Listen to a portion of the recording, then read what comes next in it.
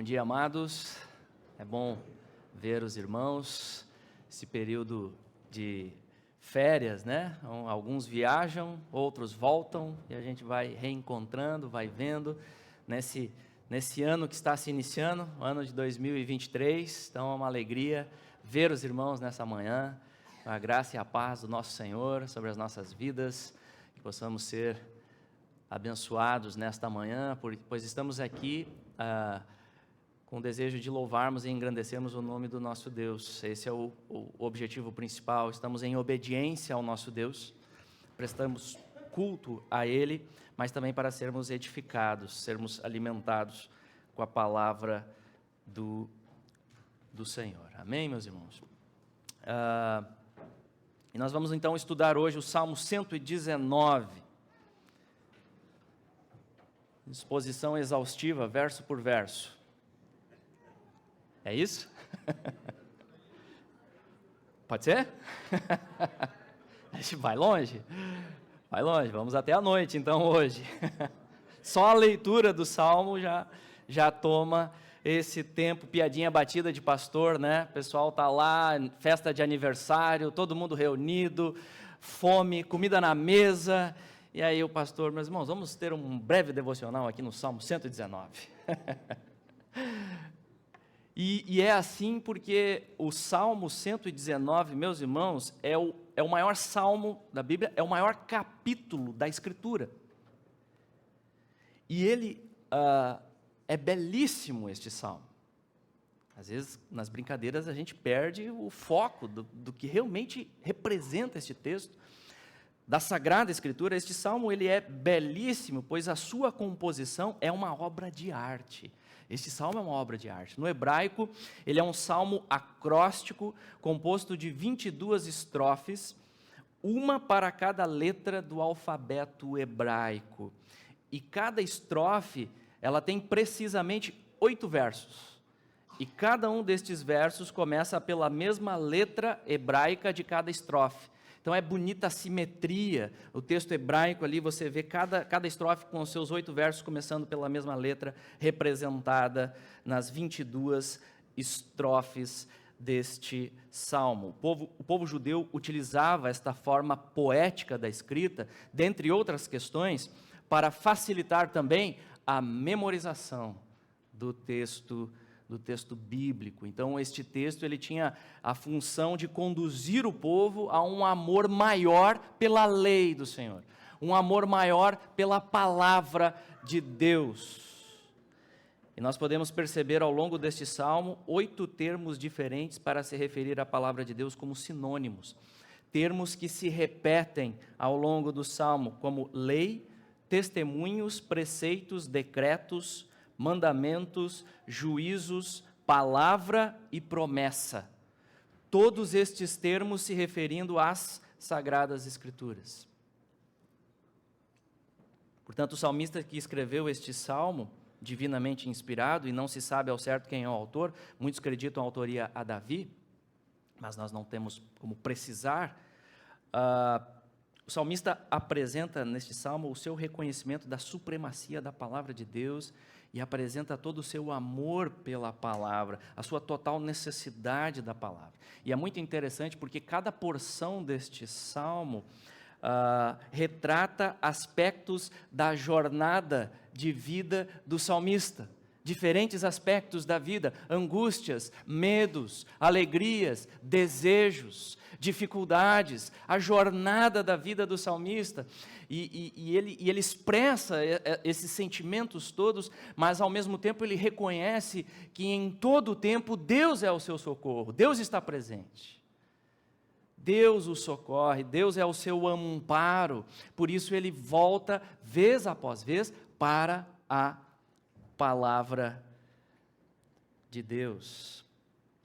Por isso esse salmo nós observamos também, ele está cheio de orações. Você já percebeu? Esse salmo pode ser considerado uma grande oração. Uma grande oração, onde o salmista destaca a sua dependência de Deus, para que ele continue trilhando os caminhos do Senhor à luz da palavra. Então nós observamos que o maior capítulo da Bíblia ressalta as duas questões essenciais para avançarmos em santidade. avançarmos no caminho que agrada o Senhor e que, consequentemente, é o melhor caminho para as nossas vidas. Se temos os nossos corações regenerados em Cristo Jesus, é o melhor para as nossas vidas, é isso que o crente deseja perseguir. O Salmo destaca as duas questões principais: oração e estudo da palavra de Deus. O reformador Lutero, ele empregou uma figura para ilustrar isso. Pense na sua vida como um barco com dois remos. O remo da oração e o remo do estudo da palavra. Se você usar só um remo, você fica em círculo, não vai para lugar nenhum, não avança. Os dois remos, juntos, em sincronia, para que possamos avançar na santificação, o crescimento de nossas vidas em Cristo Jesus. Precisamos utilizar estes dois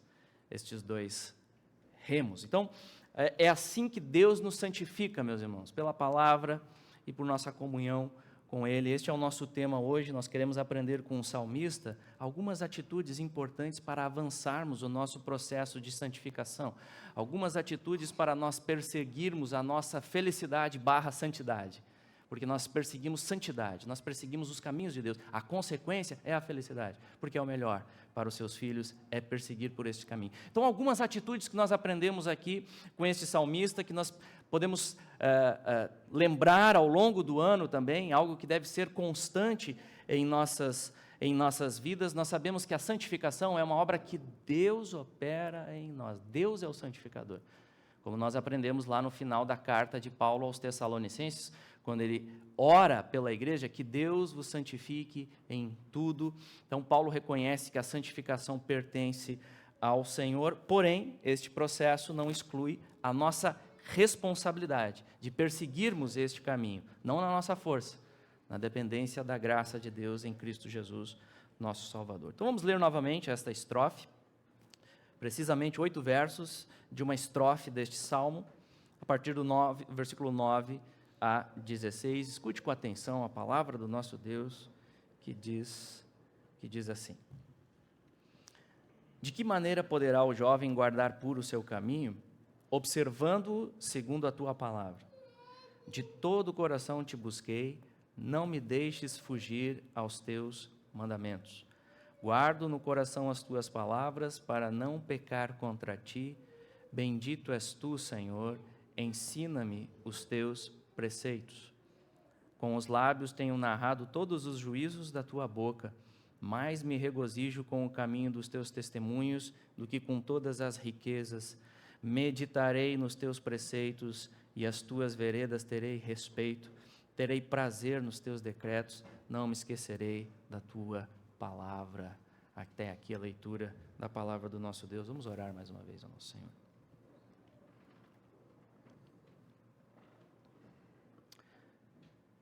Senhor Deus e Pai, nós te louvamos, pois Tu és o Deus soberano, o Deus criador de todas as coisas, Deus onipotente, onipresente, onisciente, Deus triuno, Pai, Filho, Espírito Santo, único digno de receber toda a nossa adoração, toda a nossa devoção, todo o nosso louvor. Pai, estamos aqui diante do Senhor neste dia de culto ao Teu nome, Senhor. Nós expressamos aqui ao mesmo tempo a nossa insuficiência, a nossa incapacidade, a nossa miséria, o nosso pecado, Senhor. O quanto necessitamos da Tua graça. E louvado seja o nome do Senhor por Cristo Jesus, a bendita obra da cruz, o sangue que nos lava de todos os nossos pecados. Louvado seja o nome do Senhor, Pai. O Senhor é quem regenera os nossos corações, o Senhor é quem santifica as nossas vidas. Esta é uma obra do Senhor, por isso o Senhor deve receber todo o louvor, toda a adoração das nossas vidas, Pai. E nós estamos aqui expressando também o nosso anseio, Senhor, como o salmista nos ensina, a perseguirmos essa santidade, a nos voltarmos para a Tua palavra, Senhor. Ajuda-nos nessa caminhada, nessa jornada, Senhor. Cativa os nossos pensamentos em obediência a Cristo.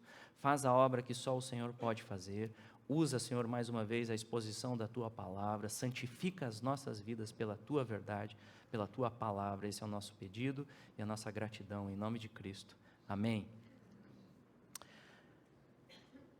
Muito bem, meus irmãos, então, essa estrofe, nós temos ali a pergunta no versículo 9, pergunta que serve para inserir o tema desta estrofe.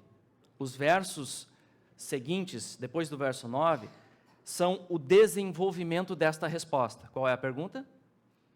De que maneira poderá o jovem guardar puro o seu caminho? Ele ressalta aqui a juventude, os jovens. Talvez porque nesta fase da vida a necessidade de santificação se torna ainda mais decisiva. Fase em que as tentações são intensificadas, como o apóstolo Paulo vai dizer a Timóteo: foge das paixões da mocidade, foge destas paixões carnais, que só prejudicam a sua vida, que é o pior para a sua vida, você ceder a estas tentações, você ser enganado pelas tentações, você ser preso por estas tentações. Então, foge aquilo que você percebe em que você é fraco, aquilo que você percebe que vai deixar você tentado, se afasta disso, foge disso. E a juventude é uma fase em que isso se intensifica, o deslumbramento com as coisas deste mundo. Fase também de decisões importantes, a fase da juventude. Qual carreira eu vou seguir? Com quem eu vou me casar? Se for da vontade do Senhor eu casar. Com quem eu vou me relacionar? Quem serão os meus amigos? Diante desta realidade, veja, o salmista ressalta que o mais importante para o jovem é de fato se voltar para a palavra de Deus. É de fato buscar o reino de Deus em primeiro lugar, e as demais coisas serão acrescentadas no seu devido tempo. Busque o reino em primeiro lugar. Por isso o salmista descreve aqui que o jovem deve fazer, e claro, nós entendemos que isso se aplica aqui não apenas aos jovens, mas também aos jovens há mais tempo, né? Como o pastor Bruno gostava de falar, tem os jovens há menos tempo, tem os jovens há mais tempo, todos necessitam, todas as fases da vida, nós necessitamos estarmos atentos ao processo, à necessidade de santificação, porque esse processo não vai se encerrar nessa vida. Não atingiremos a perfeição, como nós vimos no texto da semana passada, Paulo prosseguindo o alvo, e ele, não que eu tenha obtido a perfeição, mas prossigo para alcançar aquilo que também fui conquistado. Então este era o alvo da vida de Paulo, continuamente, e este deve ser o alvo das nossas vidas. Como podemos então guardar puro o nosso caminho? Você tem lutado contra tentações? Sim, pastor, está difícil, o que eu faço? Está aqui a resposta. Quais são as atitudes do salmista que servem para as nossas vidas também? Ele começa destacando, observando segundo a tua palavra. Aqui está a resposta básica, aqui está a resposta fundamental, principal. Se voltar para a palavra de Deus, eis o segredo, eis a chave principal para o sucesso em crescermos em santidade, crescer numa vida uma vida frutífera, que glorifica a Deus, uma vida não desperdiçada, é uma vida que busca a palavra de Deus, é uma vida que se volta para a palavra de Deus. E é impressionante, meus irmãos, o poder santificador da palavra do Senhor. Muitas vezes nós desprezamos a palavra porque não cremos no poder dela. Precisamos ser honestos. Não cremos no poder dela, negligenciamos, pensamos, não, tudo bem, é importante, mas nem tanto. No fundo, há essa batalha, há essa luta. Por isso, a importância de nós firmarmos, né, o nosso compromisso. Não, eu creio, é importante, e eu me volto, então, para a palavra de Deus. E é a palavra que santifica e purifica o coração quando ela é recebida pela fé, debaixo do poder do Espírito Santo. Porque a obra é de Deus, e o instrumento que ele usa é a sua palavra. Vocês lembram que Jesus orou lá na oração sacerdotal, João capítulo 17? Ele orando ao Pai, santifica-os, na verdade, a tua palavra é a verdade. Nós precisamos voltar, nós precisamos considerar, nós precisamos buscar esta palavra. Nós somos santificados por Deus e o instrumento é a sua palavra. Esse é o remédio que necessitamos diariamente para curar a nossa enfermidade espiritual. A lei do Senhor é perfeita e restaura a alma. Esse é o alimento que necessitamos para ser sustentados. Nem só de pão viverá o homem, mas de toda a palavra que procede da boca de Deus. E o salmista fazia isso, ele fazia isso de todo o coração. Olha o que ele diz no versículo 10, de todo o coração te busquei. A devoção do salmista não era pela metade, não era superficial, era de todo o coração. Ele tinha este anseio de buscar a Deus, de buscar a Deus. E como se faz isso? Principalmente se voltando para a palavra dele. A palavra é a revelação especial de Deus. Deus se revela a nós através da criação, sim. Os atributos de Deus são comunicados através da criação, a belíssima criação. E nós percebemos na complexidade da criação, na causa e efeito, nos atributos que nós podemos perceber, ali está Deus se revelando, se comunicando. Porém, em virtude do nosso pecado, a revelação geral não é suficiente, nós precisamos da revelação especial. E graças a Deus por isso, Ele nos providenciou a sua palavra. Então, se nós queremos crescer na nossa comunhão com Deus, na nossa adoração, nosso relacionamento, o relacionamento mais importante das nossas vidas, precisamos voltar para a palavra do Senhor. Porém, veja, o salmista reconhece que isso não era na sua força. Ele reconhece que a sua busca acontecia totalmente na dependência de Deus. Por isso ele ora: não me deixes fugir aos teus mandamentos. Ele depende de Deus para obedecer, percebeu? E está implícito aqui o reconhecimento do seu pecado também. Está implícito aqui o reconhecimento. Ele precisa de perdão. Ele precisa do sacrifício do cordeiro. Ele não pode obedecer por si mesmo, como o último verso vai dizer deste salmo. Lá no último versículo, fica isso ainda mais claro.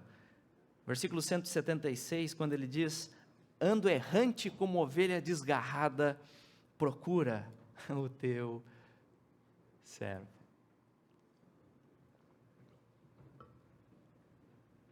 A lei de Deus é uma expressão fiel do caráter santo de Deus.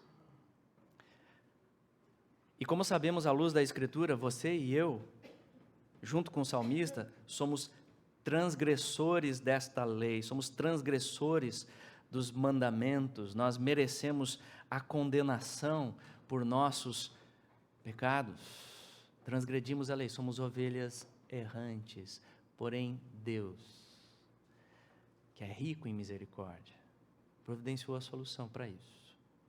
Ele enviou o seu amado Filho, Jesus Cristo, e Ele veio para observar a lei por nós em nosso lugar. Aquilo que o salmista não conseguia fazer com perfeição, aquilo que você não consegue fazer com perfeição, aquilo que eu não consigo fazer com perfeição, e que a lei de Deus exige a perfeição, Jesus fez, Jesus cumpriu. Ele é o Filho de Deus que veio para obedecer à lei. E aí então ele, sem ter pecado nenhum, se entregou na cruz do Calvário. Ele, como disse João Batista, eis o Cordeiro de Deus que tira o pecado do mundo. E assim Jesus paga a pena da nossa desobediência, que transgredimos a lei. Ele paga a pena de nossa desobediência. Ele não permanece morto, ao terceiro dia ele ressurge dentre os mortos. Ele vence a morte, ele vence o pecado, ele vence o diabo, ele está vivo e ele ressuscita para a nossa justificação. E assim nós somos justificados diante de Deus, não por obras, não por méritos, não pelo que eu faço ou deixo de fazer, nada disso, só pela fé no amado Filho de Deus, Jesus Cristo. E é assim, meus irmãos, que a lei não nos condena mais. Agora a lei não condena mais. Aqueles que estão em Jesus, aqueles que estão firmados pela fé no Cristo que viria, no caso do salmista, no nosso caso o Cristo que já veio, a lei não condena mais. A culpa foi removida. E agora fica aquele desejo de nos de nos aproximarmos desta lei, porque expressa o caráter do nosso Deus, expressa quem Deus é, e eu desejo ter comunhão com meu Pai em Jesus, e eu quero me assemelhar a Ele. Por isso a lei, ela não é mais um peso, a lei se torna agradável. E assim que nós podemos perceber aqui, o salmista expressando este seu deleite em buscar a lei, em buscar a palavra do Senhor, porque em Jesus esta lei não nos acusa mais, ela não nos condena mais. Então, o buscar o Senhor é por fome de comunhão, fome de Deus, mais de Cristo em mim. Por isso devemos orar: não me deixes fugir aos teus mandamentos, como Jesus depois ensinou aos seus discípulos na oração do Pai Nosso, Mateus 6, versículo 13, e não nos deixes cair em tentação, mas livra-nos do mal, livra-nos do mal. E o salmista, ele orava, sua atitude de busca ao Senhor, é a oração, mas ele também agia no processo, perseguindo santidade. E aí nós temos uma outra atitude no versículo 11, ele diz: guardo no coração as tuas palavras para não pecar contra ti. Veja a arma contra o pecado. É exatamente essa atitude de guardar, de esconder, de preservar a palavra no coração, no mais íntimo do ser. É estar bem familiarizado com a palavra de Deus. Interessante que uma prática bem desenvolvida entre os judeus era a memorização das Escrituras. As crianças aprendiam a Escritura numa idade muito precoce. É provável que aprendessem o próprio idioma a partir da Escritura. Aprendiam a falar a partir da Escritura. E isso acontecia nas casas em que os pais levavam a sério, por exemplo, o texto de Deuteronômio capítulo 6. Deuteronômio capítulo 6, o que diz lá o texto? Deuteronômio 6, os irmãos podem abrir aí, acompanhar, temos projetado também, mas é bom acompanhar para verificar, né, se o pastor está falando a verdade. Vai lá, confere você mesmo no texto bíblico. Inerrante só a Bíblia, o pastor não é inerrante não, só a Bíblia. E a igreja, então, participa deste cuidado, né, de falarmos a verdade em amor. Deuteronômio 6, 6 a 7. E aí a recomendação, né, Moisés falando ao povo, inspirado por Deus: estas palavras que hoje te ordeno estarão no teu coração, tu as inculcarás a teus filhos, e delas falarás assentado em tua casa e andando pelo caminho, e ao deitar-te e ao levantar-te. Tal recitação, ele fala aqui de um falar constante. Tal recitação provavelmente ocorria pela memorização prévia do texto. Texto já memorizado e era repetido ao longo do dia. Ou a leitura constante, a repetição do texto, e a repetição em voz alta. Ler em voz alta é uma boa forma também de memorizar. A leitura constante, a leitura em voz alta conduzia à memorização das Escrituras. Será que temos atentado a esta prática? Penso que é uma das práticas desprezadas em nossos dias. Qual foi a última vez que você procurou decorar um texto da Escritura? Quantos versículos você já sabe de memória? Ih, pastor, aí complicou, está difícil. 3 palavrinhas só eu aprendi de cor. É difícil, sim, é difícil, meus irmãos, sem dúvida. Eu também tenho dificuldade de memória, mas é uma prática importante nos atentarmos. Por exemplo, Jesus, quando foi tentado pelo diabo no deserto, os irmãos lembram? Ele respondeu às tentações como? Ele respondeu dizendo: está escrito, e citou os textos de cor. Fez isso de memória, pela palavra aprendida desde a infância. Estava lá, gravada no Senhor. Como Lucas destaca, capítulo 2 do Evangelho de Lucas, versículo 40, crescia o menino e se fortalecia, enchendo-se de sabedoria, enchendo-se da palavra, e a graça de Deus estava sobre ele. Guardo no coração as tuas palavras para não pecar contra ti.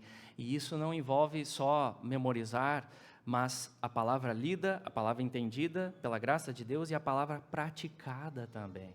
Cria raízes em nosso ser. E esta atitude, sem dúvida, enfraquece o pecado em nós.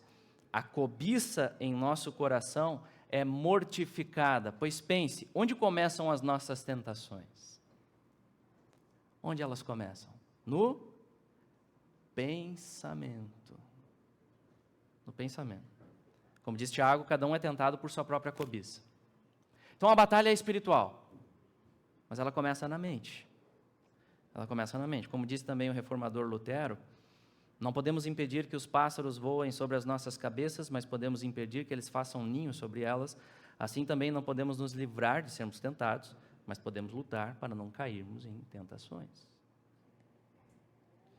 É por isso que precisamos guardar a palavra, nos apropriarmos das promessas de Deus e orar a Deus para que essa palavra seja aplicada em nós. Como diz também o apóstolo Paulo, Filipenses capítulo 4, versículo 8, finalmente, irmãos, tudo que é verdadeiro, tudo que é respeitável, tudo que é justo, tudo que é puro, tudo que é amável, tudo que é de boa fama, se alguma virtude há, se algum louvor existe, seja isso que ocupe o vosso pensamento. Começa na mente. Precisamos instruir a nossa mente. A nossa mente precisa ser renovada pela palavra. E esses pensamentos sendo renovados pela palavra, eles afetam as nossas emoções. O pensar correto à luz da palavra afeta o nosso sentir correto. Então nós precisamos ser instruídos, consequentemente a ação, né? A vontade, o agir. Mas começa pela nossa mente sendo instruída, vez após vez, a palavra do Senhor. Nesse sentido, nós podemos entender que a vida cristã envolve guerra.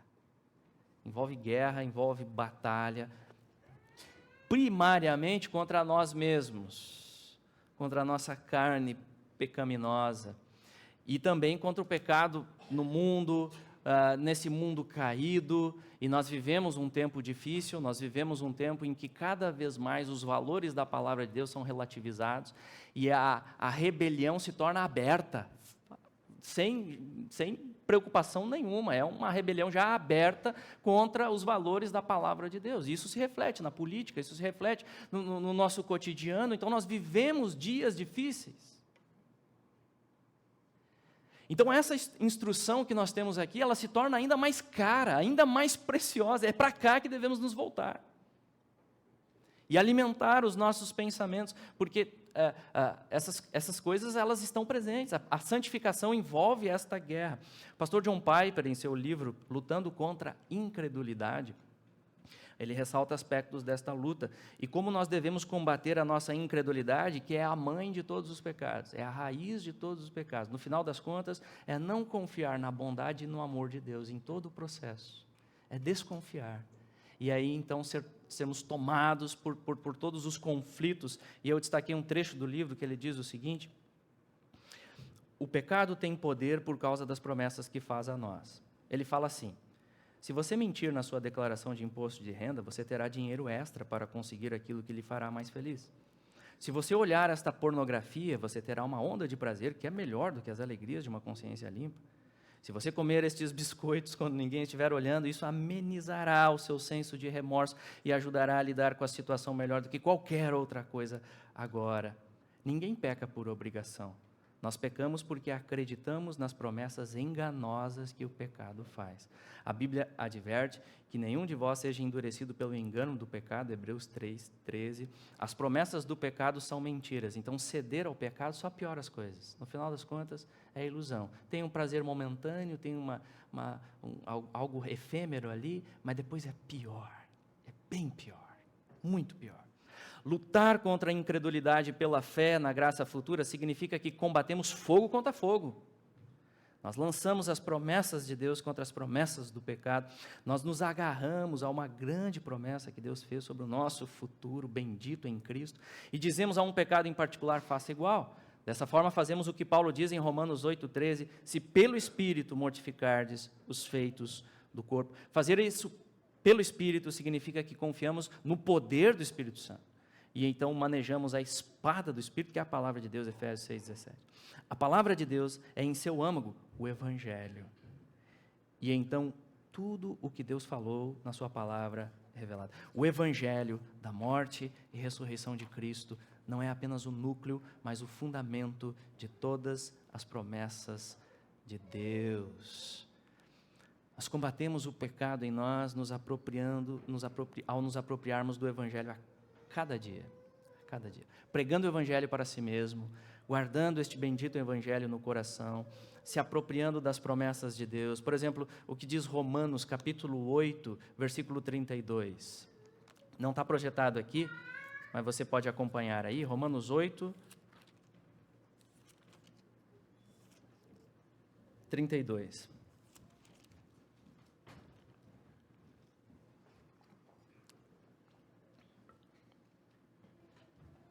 Ele diz, pegando o 31, que diremos, pois, à vista dessas coisas? Se Deus é por nós, quem será contra nós? Aquele que não poupou seu próprio filho, antes por todos nós o entregou, porventura não nos dará graciosamente com ele todas as coisas? Amém. A maior manifestação, a maior demonstração de amor ocorre na cruz.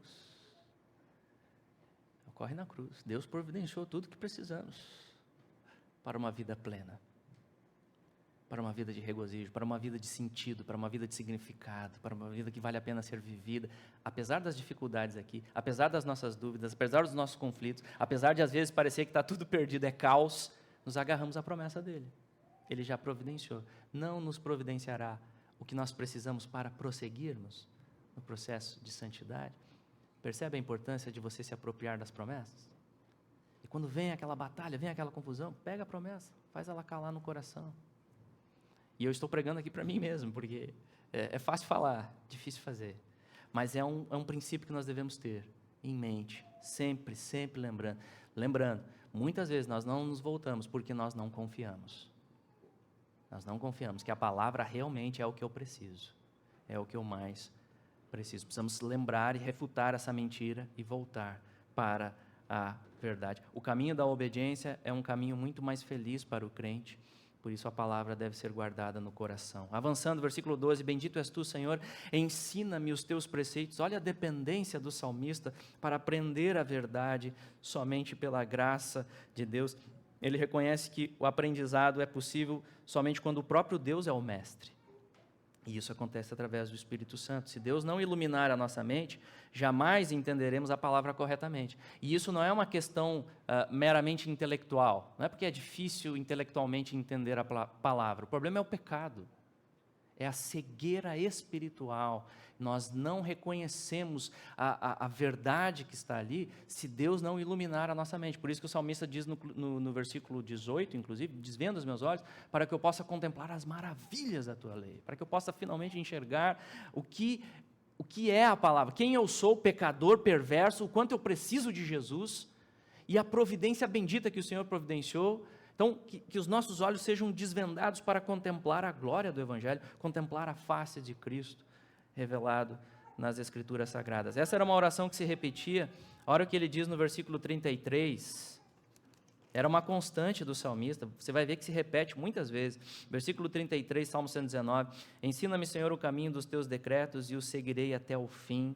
Verso 64, um pouquinho mais à frente, a terra, Senhor, está cheia da tua bondade, ensina-me os teus decretos. Olha o versículo 66, ensina-me bom juízo e conhecimento, pois creio nos teus mandamentos. Olha o versículo 68, tu és bom e fazes o bem, ensina-me os teus decretos. Um pouquinho mais à frente, versículo 108, aceita, Senhor, a espontânea oferenda dos meus lábios e ensina-me os teus juízos. Uma constante. Essa dependência do Senhor, na leitura da palavra. E nós aprendemos aqui, meus irmãos, que o salmista, ele orava na dependência de Deus, mas ele também praticava, guarda a palavra. Isso envolve trabalho, memorizar, ler. Então, esse é um hábito, meus irmãos, que nós devemos ter como primário nas nossas vidas, correr atrás dele, de desenvolvermos a leitura diária da Bíblia. E existem diferentes formas de lermos a Bíblia. Uma delas é uma leitura mais sistemática, né? Porções maiores de leitura, estabelecendo um projeto de ler toda a Bíblia. Você já leu a Bíblia toda em um ano só, assim, em sequência? Né? Ou 2 anos, se precisar de um prazo maior, mas ter um projeto de fazer sistemático, ou 6 meses, né? Para aqueles que gostam de desafio, 6 meses, 3 meses, já ouvi irmãos falando de 3 meses. Nós, realmente, enfim, cada um entendendo né, o seu desenvolvimento, não tem problema, mas o hábito, a leitura da palavra, uma leitura mais sistemática. Então você vai lá, pega um dicionário do lado, anota as palavras que você não está entendendo, e procurando compreender. Uma Bíblia de estudo no processo ajuda, uma Bíblia de estudo. Nós temos boas Bíblias, Bíblia de Estudo de Genebra, tem bons comentários. Nós temos agora a Bíblia de Estudo da Fé Reformada, né? Publicação da Fiel, bons comentários. Bíblia de MacArthur também, bons comentários.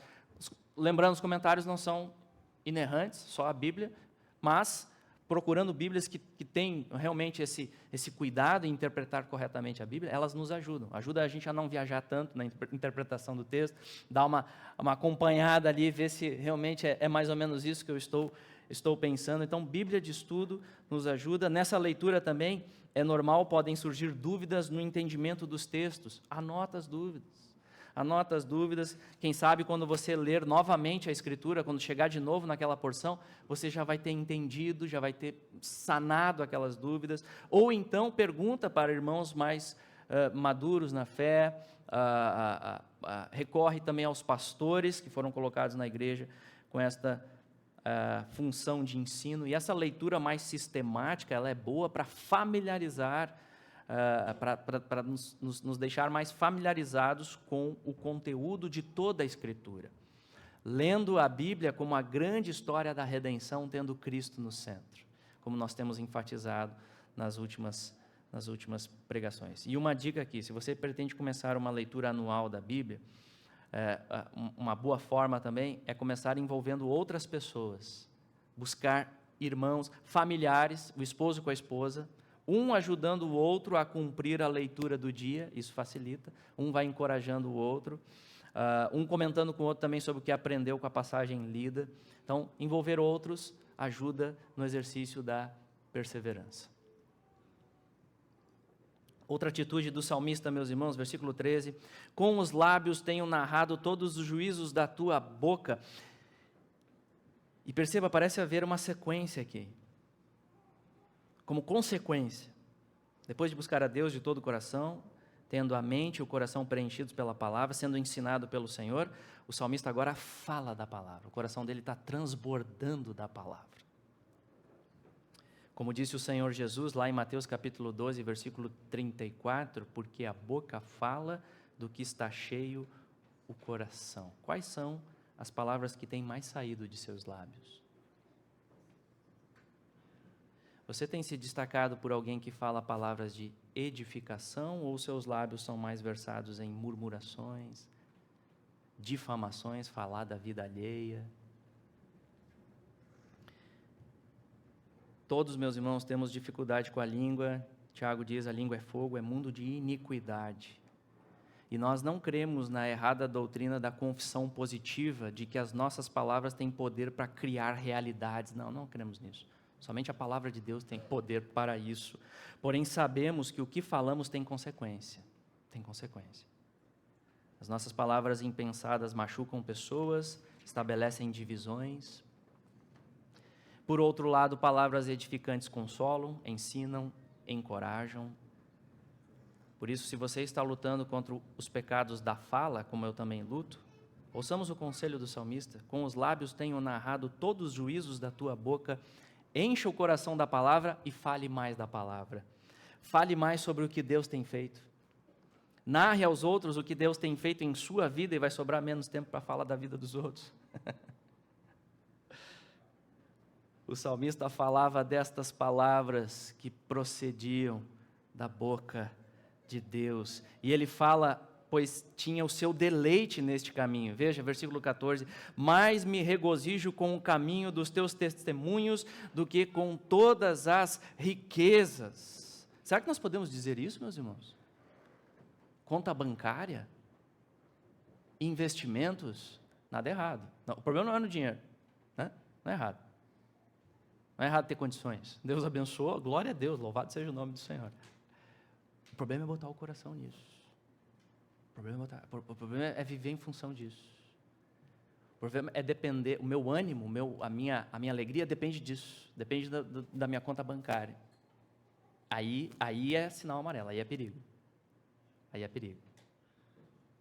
O salmista tem os seus deleites no Senhor. Por quê? Porque ele entendeu que o regozijo das riquezas terrenas são efêmeros, passam rapidamente, como essa vida aqui, como tudo aqui é passageiro, como todos os prazeres, todos os deleites nesta terra aqui passam, e passam muito rápido. E ele entendeu que o regozijo duradouro, constante, é o regozijo que nós temos no Senhor. Daquilo que foi a nossa maior perda, que foi lá no jardim perder a comunhão com Deus. A maior perda, o maior desastre do nosso pecado. Isso é restaurado em Jesus Cristo. E nós podemos agora voltar à comunhão com o Pai. E aí está o maior deleite do salmista. E isso ninguém tira dele. Isso ninguém pode tirar do salmista. Ninguém pode tirar do crente. Como Paulo diz, nada pode nos separar do amor de Deus que está em Cristo Jesus, pela obra perfeita que ele realizou na cruz. Então é nisso que está o deleite do salmista. Ele tem um deleite na sua comunhão com Deus. E então nós podemos entender que ele não está buscando aqui conhecimento apenas para acumular informações sobre Deus. Ele de fato se deleita no seu relacionamento com Deus, e isso nós devemos sempre lembrar, meus irmãos. Em nossa vida cristã, nós não seguimos um sistema de doutrinas. Nós seguimos um Deus vivo e pessoal que nos ama em Cristo Jesus. E a finalidade da doutrina, que é importante estudarmos, a sã doutrina, mas o fim dela, a finalidade dela, é nos conduzir para um amor maior por Deus e, consequentemente, amor pelo nosso próximo.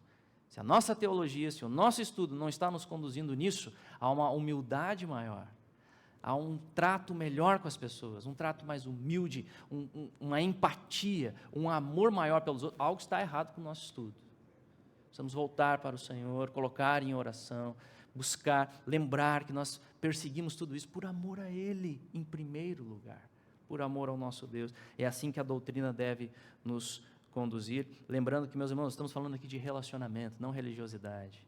Relacionamento com Deus. Você ouve Deus falar na palavra e responde em oração. Outra atitude do salmista, versículo 15: meditarei nos teus preceitos e as tuas veredas terei respeito.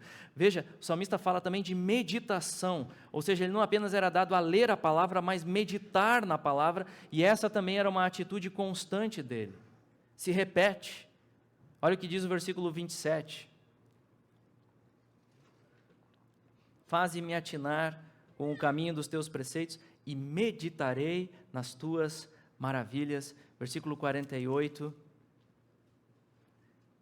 Para os teus mandamentos que amo, levantarei as mãos e meditarei nos teus decretos. Versículo 78. Envergonhados sejam os soberbos por me haverem oprimido injustamente, eu, porém, meditarei nos teus preceitos. Versículo 97. Quanto amo a tua lei, é a minha meditação todo dia. Todo dia. Meditação, meus irmãos. E aqui entra uma outra forma de lermos a palavra. Uma leitura mais meditativa das Escrituras. Uma prática que penso hoje também bastante desprezada em nossos dias corridos. Porém, uma prática enfatizada por grandes homens de Deus na história da igreja, principalmente dentre os puritanos. E o que significa meditar? O que significa meditação? Nós podemos entender aqui, nada a ver com questão oriental, transcendental, meditação bíblica. Nós podemos entender aqui por meditação bíblica aquela prática de ler uma porção da Escritura, reduzida talvez, e ficar pensando, digerindo o que leu. Envolve reflexão. Por exemplo, avaliando a própria vida, a prática do autoexame. O que estou obedecendo e desobedecendo à luz deste texto que li? Autoexame, avaliação. O que Deus fala comigo aqui? Quais os pecados que devo confessar? Qual o consolo que recebo aqui?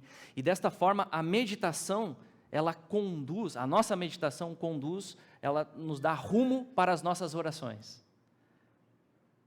Então, é que nem a prática puritana dos devocionais. É ler o texto, é ler a Escritura, é meditar na Escritura e é orar à luz da Escritura. Como diz o salmista também, Salmo 1, antes, o seu prazer está na lei do Senhor e na sua lei medita de dia e de noite. Nós vivemos um tempo de tanta correria, somos bombardeados por uma quantidade absurda de informação, a ponto que muitas vezes acabamos não absorvendo mais nada. E são flashes e tantas coisas que a gente tem contato. Por isso a importância, meus irmãos, de estarmos atentos a isso. Estarmos atentos. Nada errado, a correria é normal, ter as atividades, ok, mas atenção. Porque às vezes entra no piloto automático. E parar um pouco. Desliga o celular, desliga a TV, desliga o computador, para um pouco. A.W. Pink, grande autor e pastor nos Estados Unidos no século XX, ele diz o seguinte sobre a sua prática de meditação. Eu meditei sobre um versículo a cada dia, escrevendo-o sobre um pedaço de papel na parte da manhã, memorizando-o, consultando-o em alguns momentos ao longo do dia, pensando separadamente em cada palavra, pedindo a Deus para revelar para mim o seu significado espiritual e para escrevê-la no meu coração. O versículo era o meu alimento para aquele dia. Meditação é para a leitura, como a mastigação é para o comer. A prática de mastigar, de digerir bem a verdade que você leu, isso é meditação. Esse é o exercício para que a palavra fique. Quem realmente está perseguindo, amando, ele vai procurar isso. Não com perfeição, nós falhamos, mas estarmos atentos a isso. Jonathan Edwards também foi um homem muito dedicado a esta prática. Centrado em Cristo Jesus, à luz da palavra, ele meditava, e sobre essas experiências com o Senhor, ele diz o seguinte: eu tinha um doce senso interior dessas coisas, que às vezes vinham ao meu coração, e a minha alma era conduzida em agradáveis vistas e contemplações delas, e a minha mente estava grandemente engajada em gastar meu tempo em ler e meditar sobre Cristo, e a beleza e a excelência de sua pessoa, e o amável caminho da salvação pela livre graça nele. Realmente é extraordinário isso. Esse senso que eu tinha das coisas divinas frequentemente e repentinamente se inflamava, como uma doce chama em meu coração, um ardor da alma que eu não sei expressar. Tem você meditado nas Escrituras? Tem você experimentado este doce senso da presença de Cristo?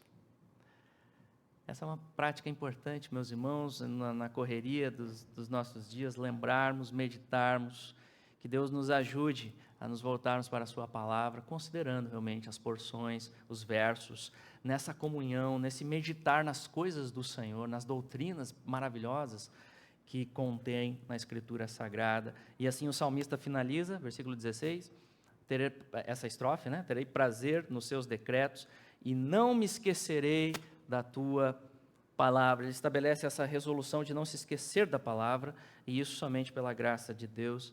Como já ouvi relato de pessoas que têm parente já em idade avançada, debilidade, perdendo a memória já para várias coisas, mas que lembravam de versículos da Bíblia, lembravam de hinos que foram cantados ao longo da vida. Impressionante como fica gravado. Como o exemplo de John Newton, século XVIII, Inglaterra, ex-traficante de escravos que se converteu, virou um pastor, escritor do hino Amazing Grace. E ele, quando já estava à beira da morte, já bem debilitado, ele disse: A minha memória praticamente se foi, mas ainda consigo me lembrar de duas coisas: que sou um tremendo pecador e que Cristo é um tremendo Salvador. Acho que está acabando a bateria, pode...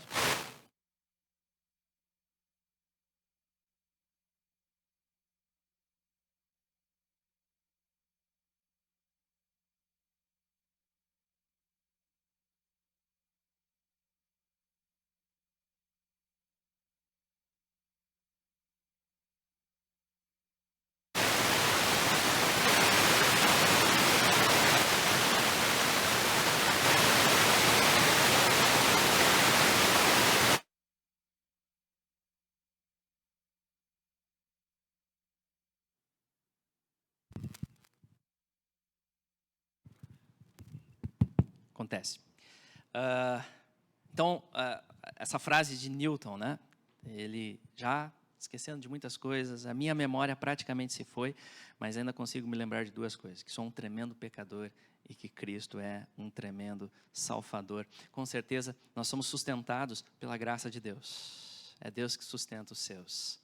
É Deus que, não é a nossa força, nós não temos, é Ele que sustenta em Cristo Jesus. Concluindo, meus irmãos, essas então são atitudes que aprendemos aqui com o salmista, para avançarmos no processo de santificação, nessa dependência de Deus, na dependência da graça dEle, observar a palavra, buscar a Deus de todo o coração, orarmos para que Deus nos ensine a sua palavra, guardar a palavra, falar da palavra, meditar na palavra, não esquecer da palavra, e isso se aplica às nossas vidas individualmente e coletivamente também, no contexto de nossas casas, a palavra no lar, no contexto também como igreja local, que Deus nos conceda a graça para seguirmos priorizando a sua palavra em nossos cultos também, a pregação expositiva, como é importante isso, a palavra sendo explicada, a igreja é alimentada pela palavra, que esse amor que o salmista expressa aqui pela Escritura cresça em nós, meus irmãos, cresça em nós, para a glória do nosso Deus, para prosseguirmos no alvo, para seguirmos também como uma igreja que serve a cidade no Evangelho, para a glória de Deus, amém? Vamos orar. Amado Deus, nós te louvamos por tão grandiosa graça em Cristo Jesus. Obrigado, Pai, porque a salvação pertence ao Senhor e é uma obra do Senhor. E nós te louvamos, ó Deus, porque se hoje estamos aqui crendo em Cristo, é graça que nos alcança, é graça que nos salva, é graça que nos sustenta. Por isso recebe a glória, Senhor. Recebe toda a glória, recebe todo o louvor. E Pai, essa linda devoção do salmista, a tua lei, a tua palavra, que essa devoção cresça também nas nossas vidas, ó Deus, que nós possamos atinar para a importância de crescermos na tua palavra e sermos santificados na tua verdade. Pai, santifica-nos na verdade que é a tua palavra, que assim seja nas nossas vidas para a tua glória, em nome de Jesus. Amém.